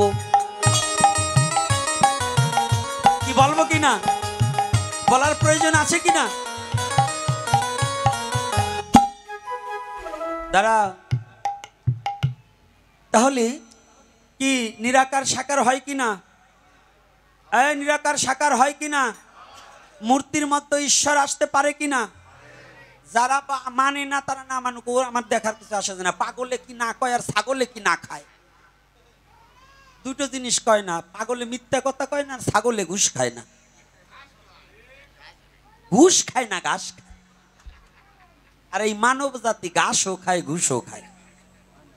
আর কিছু বললাম না, আরো কিছু বলতাম, তবে বলবো না আজকে, কারণ আপনারা কষ্ট পাবেন। তাই মানুষ হতে হবে। সাধন দাস বৈরাগ্য একটা গান লিখেছিলেন, মানুষ হতে পারলাম কই। একটা মানুষ হওয়ার আশা ছিল, সে আশা মোর মিটলো কই, মানুষ হতে পারলাম কই। আপনি ধার্মিক হওয়ার আগে একটা মানুষ হন, ভক্ত হওয়ার আগে একটু ভদ্র হন। ভক্ত আগে ভদ্র না হইয়ে ভক্ত হইলে এই ভক্তগিরি টেকবে না। যার চরিত্র ঠিক নাই সে বৈষ্ণব ওই সাধু ওই ব্রাহ্মণ ওই আর মহাপুরুষ ওই কাজ হবে? কাজ হবে না, হবে না। তাই এই জন্য বলছি আগে ভদ্র হতে হবে, তারপরে ভক্ত হতে হবে। আগে মানুষ হও, পরে তুমি ধর্ম কইরো। আর যতদিন পর্যন্ত তুমি মানুষই না হবা, ধর্ম কার জন্য? পশুর জন্য না মানুষের জন্য? এই ধর্ম কার জন্য? মানুষের জন্য। তাহলে যদি তুমি মানুষই না হতে পারো, তাহলে এবার তোমার ধর্ম আসে কোন জায়গার থেকে? কি বাবা, আমি মানুষ না হতে পারলে আমার ধর্ম আছে? তাহলে আগে কি? আগে মানুষ হতে হবে। আগে মানুষ হও, তারপরে ধর্ম করো, তাহলে ওই ধর্মটা কাজে লাগবে। ডাক্তার না ওই ইনজেকশন দিবার গেলে ওই মাংসুর ইনজেকশন নার্ভে দিও না, নার্ভের ইনজেকশন মাংস পেশিতে দিও না, তাহলে রুগী মাইরিয়ে তো ফাঁসার। এই জন্য সাবধান। তাই বলছি ভগবানের সাথে আর ভক্তের সাথে সম্বন্ধ গঠন। গতকালও বলছি, আজকেও বলছি। আজকে ঈশ্বর যে সাকার এটা প্রমাণ করিয়ে দিয়েছি নাকি প্রমাণ হয়নি? বিশ্বাস এখন হয়েছে না? তোমাকে একটু কম কম হয়েছে। এই কম কম বিশ্বাস দেখেই তো ভাগবতে যে এবার পাতাম বাজা খাও। আর কিছু বললাম এই আজকে দিয়ে দিলাম, আর মনে পড়লে আর খাবে না। কি তবে গতকাল লীলাটা রেখে গিয়েছিলাম, ওখান থেকে একটু আস্বাদন করার প্রয়োজন আছে। আর তার আগে একটা নিমন্ত্রণ দিয়ে দিচ্ছি। কালামেদ্ধা বন্নিক বাড়ি কার্তিকের 9 এবং 10 পাঠক আমারই ভ্রাতা গৌর গোবিন্দ দাস। ও খুব সরল মনের লোক এবং ভালো লোক। উনি আসবেন, আপনারা কৃপা করে 9 এবং 10 ভাগবতী কথা আস্বাদন করতে কালামেদ্ধা বন্নিক বাড়ি উপস্থিত হবেন। জয় নিতাই, জয় গৌর হরি বলো। নিমন্ত্রণটা আমি দিয়ে রাখলাম। হ্যাঁ, এইবার আপনাদের আর একটা নিমন্ত্রণ আছে। সেই নিমন্ত্রণটা কি? গতকালকে যেটা লীলা রেখে গেছি ওটাকে আমরা একটু আস্বাদন করি। গতকাল বিরাট জৈবনবাস প্রাপ্ত হয়েছে, কৃষ্ণের সাথে কথাবার্তা হচ্ছে। এরপরে আরো করুণ কাহিনী আছে। রাজরানী মীরা ভিকারিনী গিরিধারী তোমারও লাগি। তাহলে এই যে মায়েরা তোমার সন্তানকে কি শিক্ষা দেবে, এই ব্যাপারে দুটো কথাই মীরার মধ্য দিয়ে আমরা আস্বাদন করছি।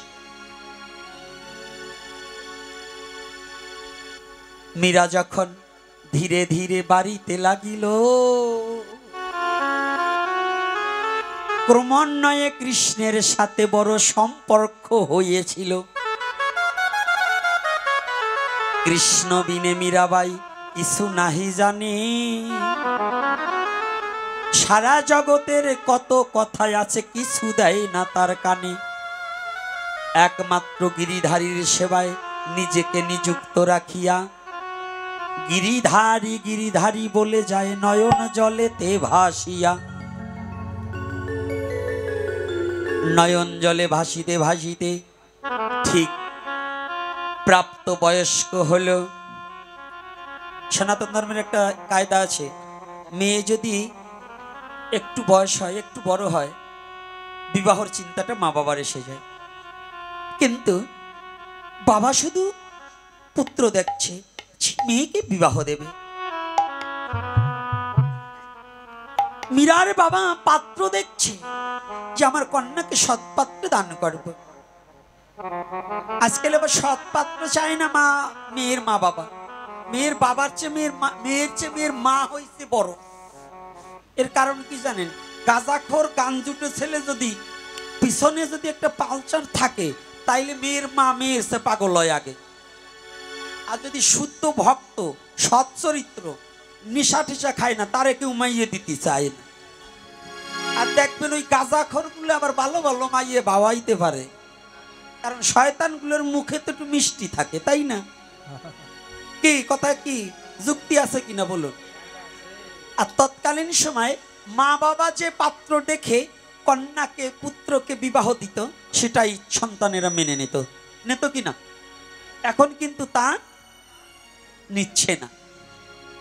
ভালো করে জানবেন, আবার মামলা টামলা করো না আমার নামে, কারণ তোমরা যারা ওই দলে, ওই ঘষাঘষির দলে, তোমরা আবার মামলা টামলা করিও না, ভয় পাই তোমাদের দিয়ে। তারপরেও বলছি, কথাটা ভালো করে শোন। ভজনটা কেমন, জৈবনটা কেমন? জৈবনী কাল, এ যুব সমাজ, জৈবনী কাল রাখতে হয় খেয়াল, দিতে হয় ভক্তির দেওয়াল, না হইলে ডুববে শিয়াল, তোমার পরম সত্তা খাই করবে পয়মাল। জৈবনটাই কি কাল, রাখতে হবে খেয়াল, দিতে হবে ভক্তির দেওয়াল, সাধনার দেওয়াল, না হইলে ঢুকবে কামনার শিয়াল, খাইয়ে একবারে সব করবে পয়মাল। কি সুন্দর আপেলের মতো চেহারা, আসে আসে ওই বাদুরে 60-র মতো একবারে কাজ হয়ে যাবে।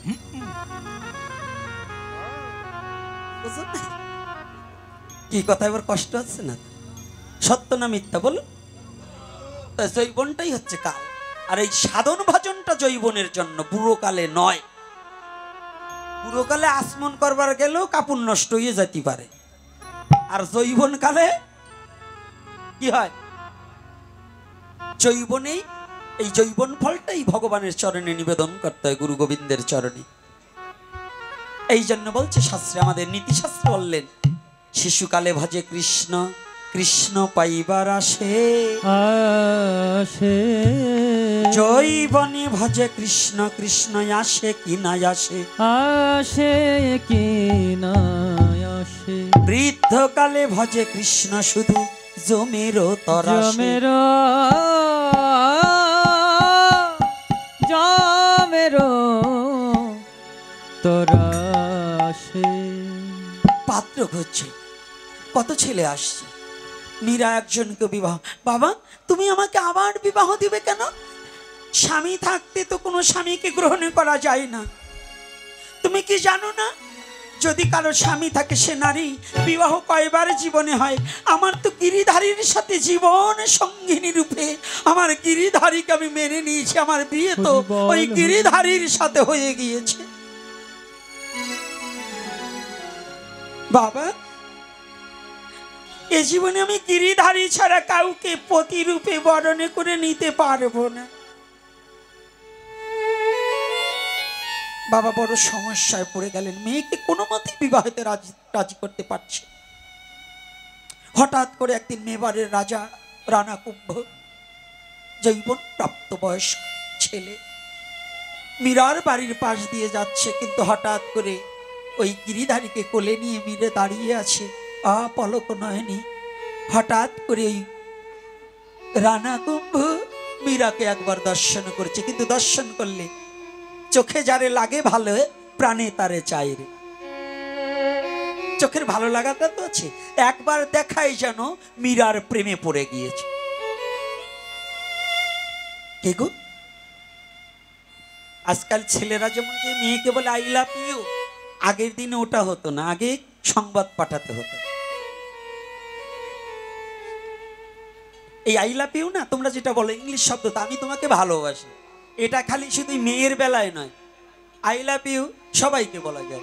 আমি তোমাকে ভালোবাসি, যদি মনটা পরিষ্কার থাকে।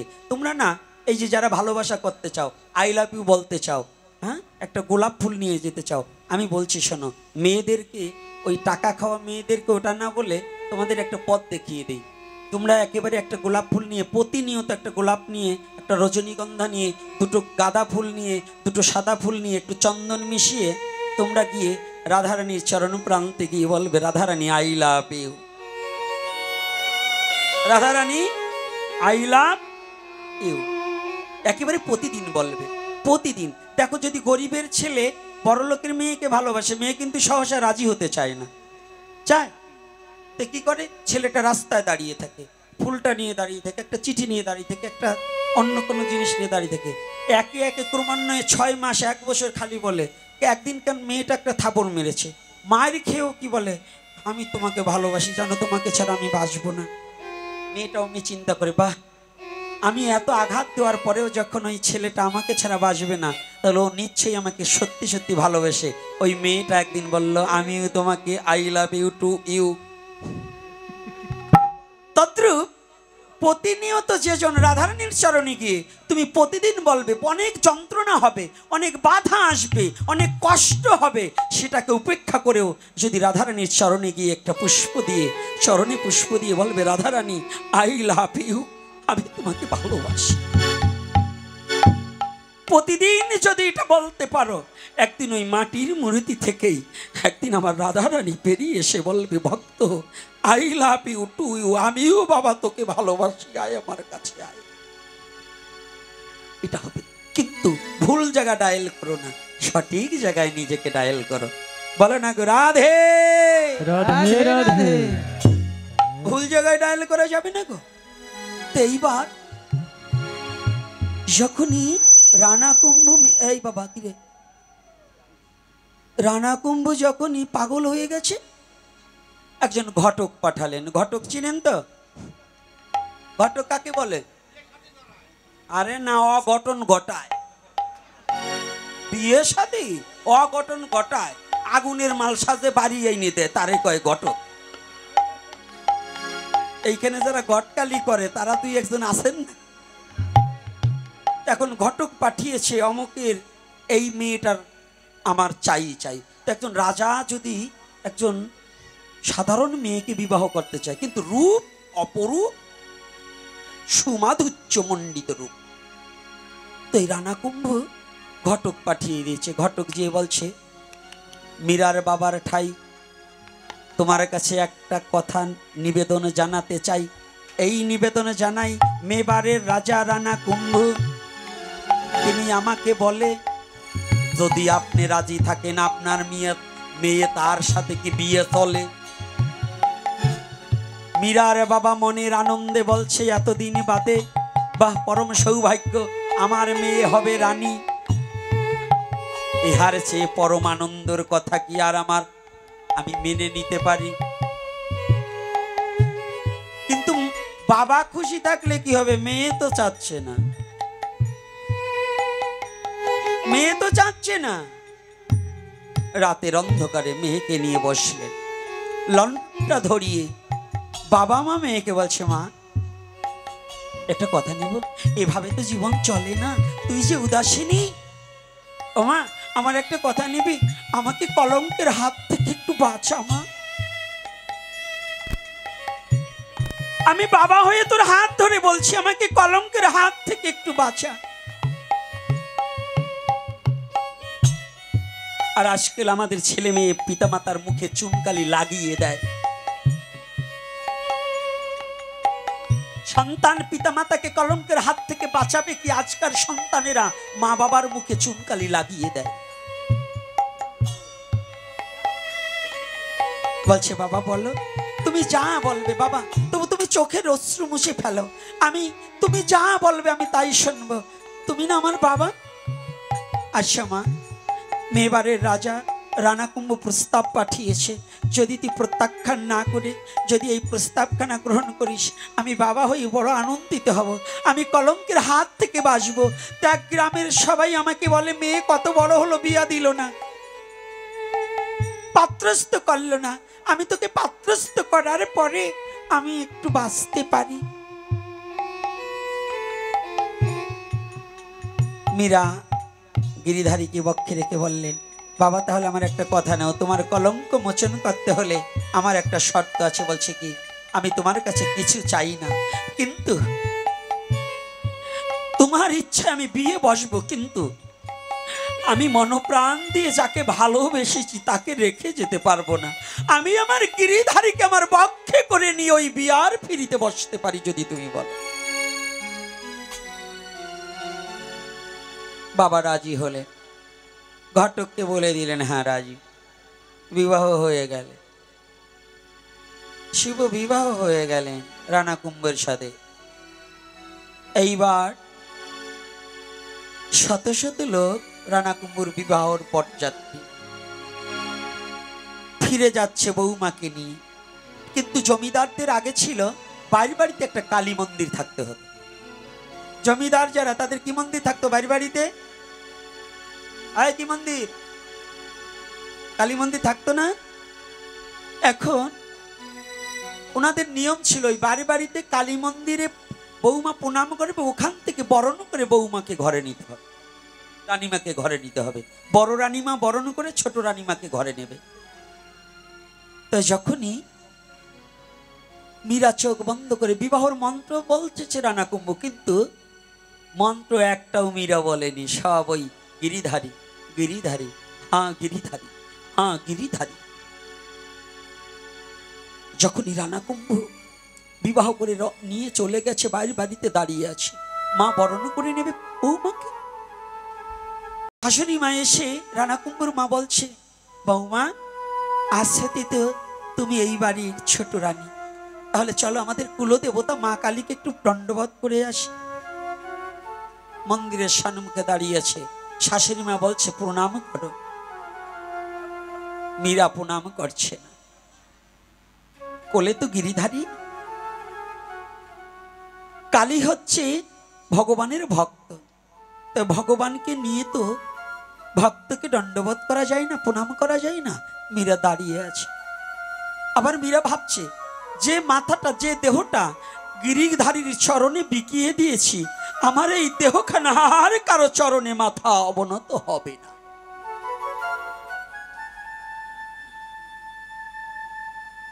দাঁড়িয়ে আছি, বৌমা তুমি প্রণাম করো। চুপ করে দাঁড়িয়ে আছি। আমি বলছি, আমি বড় রানী হয়ে বলছি তুমি প্রণাম করো। মা ও মা, আপনি আমাকে প্রণাম করতে বলছেন, আমি যে কালীমাকে প্রণাম করতে পারবো না। কেন পারবে না? ও মা, আমার জীবনটা যে গিরিধারীর চরণে আমার এই দেহটাকে বিকিয়ে দিয়েছি, এ জগতে গিরিধারী ভিন্ন যে আমার কোনো উপাস্য নেই। আমি বলছি তোমার শাশুড়ি মা হয়ে আমার কুলদেবতাকে প্রণাম না করে তোমার বাড়ির ভিতরে প্রবেশ করার কোনো অধিকার নেই। না মা, আমি পারবো না। কি? আমি এখনো বরণ করে নিতে পারিনি, তুমি আমার কুলদেবতাকে পূজা করবে না? না মা, আমার যে জীবনখানা গিরিধারীর চরণে অর্পণ করেছি, আমি গিরিধারী ভিন্ন আমার দেহখানা কারো চরণে আর বিকাতে পারবো না, আর পারবো না। তাহলে আজ হতে রানা, এই পিচাসিনীকে আর আমার বাড়ির ভিতরে যাওয়ার কোনো যোগ্যতা নেই। এখানেই কুঠির নির্মাণ করে দাও, এখানেই বসে থাকবে। যেদিন আমার কুলদেবতা কালীর চরণে ওর মাথা নত করবে, সেদিন আমার গৃহে প্রবেশ করতে পারবে। তার আগে মীরাকে বাড়িতে রেখে দিলেন। মীরা ওখানে বসে গিরিধারীর ভজন করে। আপনারা জানেন,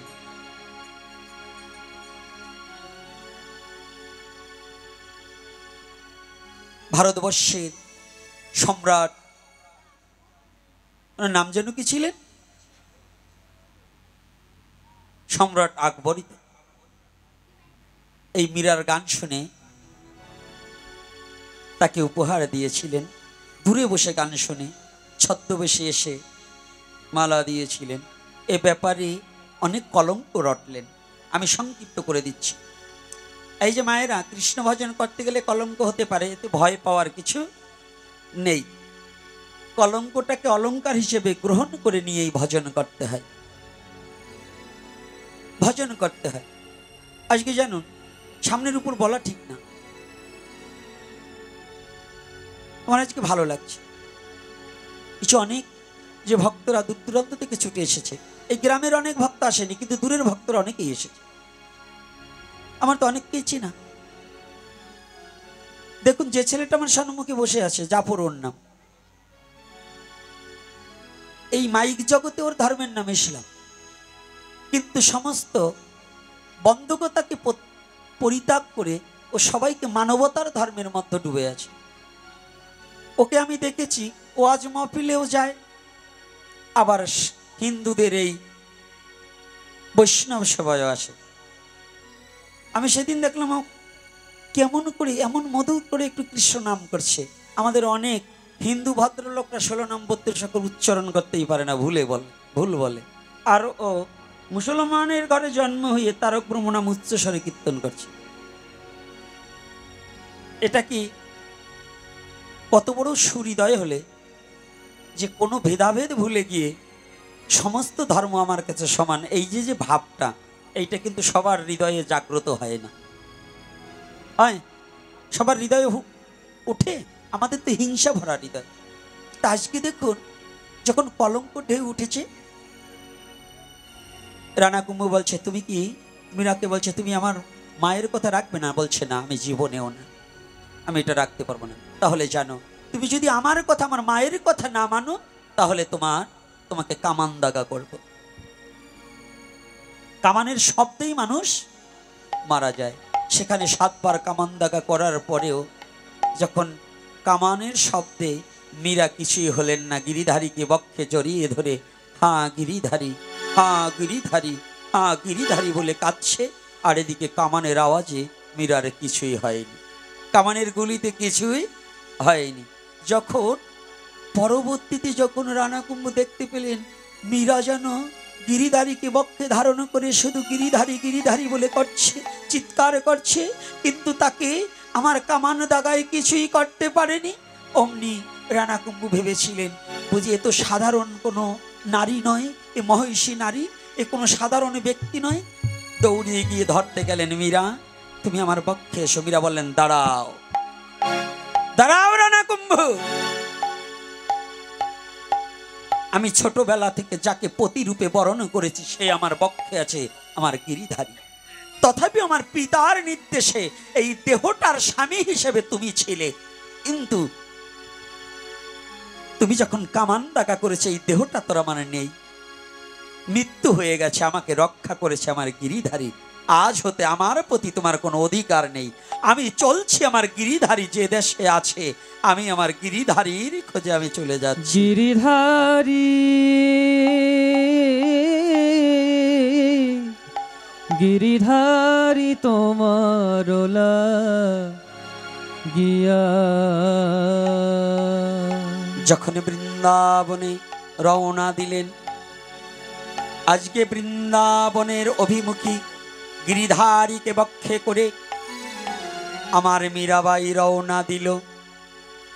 ধীরে ধীরে কথাগুলো জানা কিন্তু ভালো, বলবো তো বলার আগে আজকে একটা নিবেদন করছে তোমাদের কাছে, আমার কাছে কয়েকবারই বলছে যে বাবা দাদাদের একটু কীর্তন করতে বলবেন, আমরা একটু উদ্দণ্ড নৃত্য করব, ছেলেরা ওরা একটু হরিনামে নাচবে, নাকি নৃত্য হবে তো?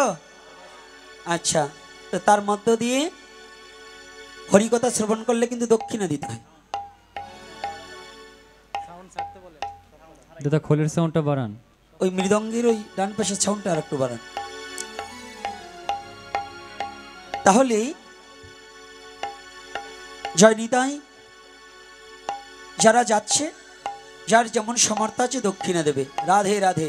আজকে একেবারে ইংরেজ হয়ে আসছে, উত্তরই দাও একটা। তো গিরিধারীর অন্বেষণে যখনই মীরা রওনা দিয়েছে, বৃন্দাবনে মীরাবাই যখন পৌঁছাইয়ে গেল, মীরার ভজনের কথা চতুর্দিকে ছড়াইয়ে পড়িল। এ সাধারণ কোন রমণী নয়, এ কোন সাধারণ নারী নয়,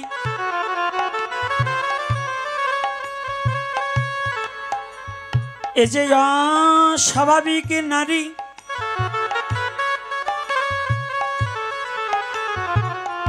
বৃন্দাবনে তৎকালীন সময় স্বরগোস্বামী রূপ গোস্বামী নিজেই ভজন কুঠিয়া নিয়ে ভজন করিতেছে। সেই মীরার কথা ইতিহাসে আছে যে মীরা আজীবন প্রতিরূপে গিরিধারীকে ভালোবেসে নিজের জীবনটাকে উৎসর্গ করে দিলেন। তাই আজ বৃন্দাবনে মীরাই আমার ভজনেতে গেল, গিরিধারীর ভজনে বৃন্দাবনে মীরা যে রহিল।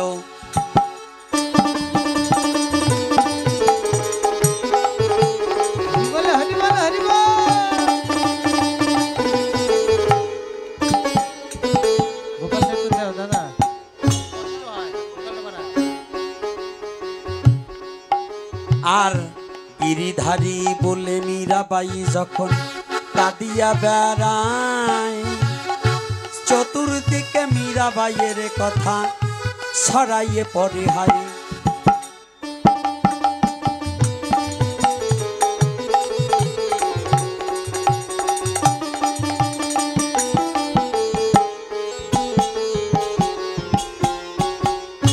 ধীরে ধীরে বৃন্দাবনে মীরা সাধিকা রূপে গণ্য হলো। সবাই জানে মীরাবাইয়ের মতো সাধিকা বৃন্দাবনে নাছিল।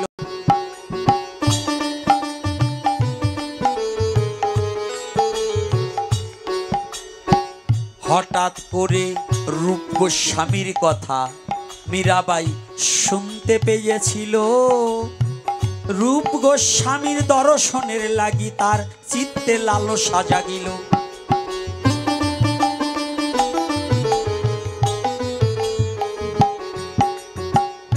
লালসা নিয়ে মীরাবাই তখন রূপ গোস্বামীকে দর্শনের লাগিয়া রূপ গোস্বামীর কুঠিরে যায় মীরা যে ছুটিয়া।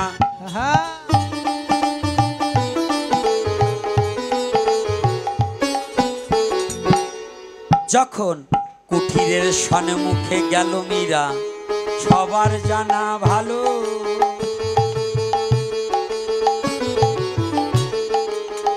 দ্বারে দাঁড়িয়ে ছিল, তার কাছে জিজ্ঞাসা করিল। হঠাৎ করে দাঁড়িয়ে গিয়ে বলছে, আমার রূপ গোস্বামীর ঠাই এক মাতাজি এসেছে, তার দর্শন কৃপা চাই।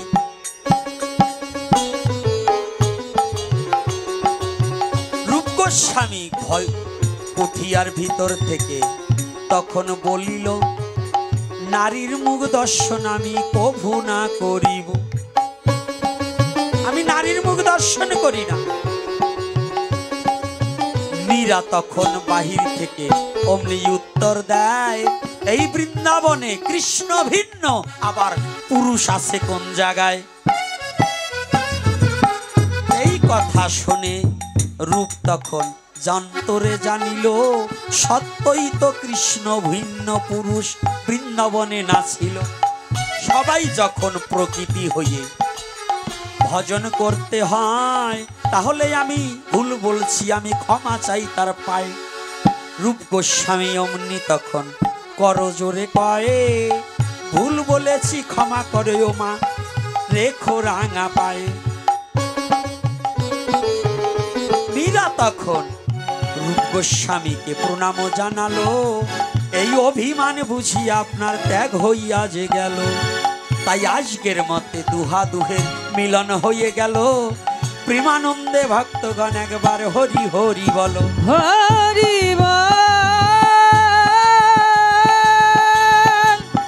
হরি। যাবেন না, নৃত্য আছে, কীর্তন আছে।